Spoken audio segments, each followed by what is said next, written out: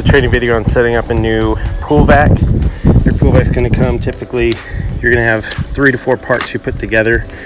The main thing is to make sure you get the weight on the end of the hose. First item is your flap. Your flap is going to slide. You're going to put it so the little wing tips are sticking up. That's going to slide onto this piece. So this piece is going to basically set down under there. You can see now that piece is in place. Basically has little block bridges that'll hold it in place. Next thing you want to do is slide on the little guide. This is just going to pop down in place. You can see he's now down in place. He's got little tabs that lock into a ring on the inside. Now the first connection of hose, sometimes they have a smaller piece.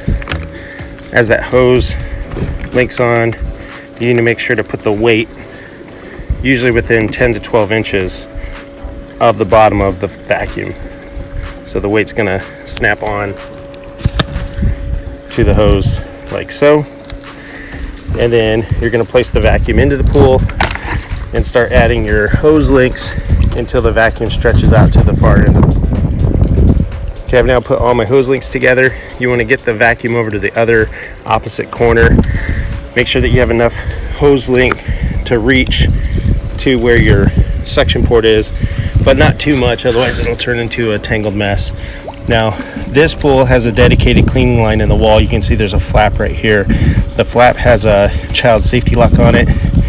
Typically, if you take the ridge of your hose, you can reach down, actually pop that cap up, and then on this one, we're gonna slide our vacuum, insert our vacuum into that, and over at the pump, we're going to open up the suction. On some of these, you'll be plugging them into the skimmer. There's going to be different adapters that you can use if you need to insert them. Now that we're all set up on the pool, I'm going to make sure our pump's up in quick clean. I want to make sure we're in that high speed whenever we're doing adjustments. Over here you can see you have a cleaning line and a skimmer line. So what we're going to do is start to give suction to that pool vac. You'll start to hear it's going to clear that air out of that line. The reason we don't need that little check valve installed at the wall of the pool is because if that does clog, the suction's going to divert over to the skimmer and we won't deadhead our pump. If you're running just a dedicated line from the skimmer, then that's where you want to put that check valve in. I'm going to start to turn up the suction. So off, as the off tab goes around, you're turning the suction off to the skimmer, which means more suction is going to your cleaner. What you want to do is start to turn him on, and there's a certain point where you're going to hear your pump is going to start to be calling out for air. It's actually starting to cavitate the pump, so you can hear that right there. It's starting to cavitate the pump.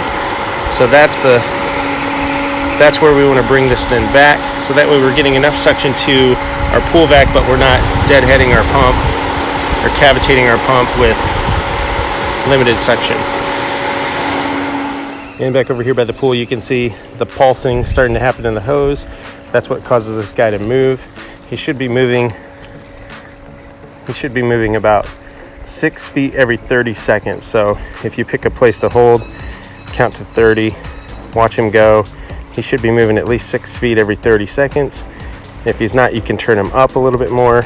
The balance is you don't really want him riding up the walls and sucking air and cavitating up at the waterline tile. So there's a balance. You'll have to adjust him every week as you see fit. And there he's rolling.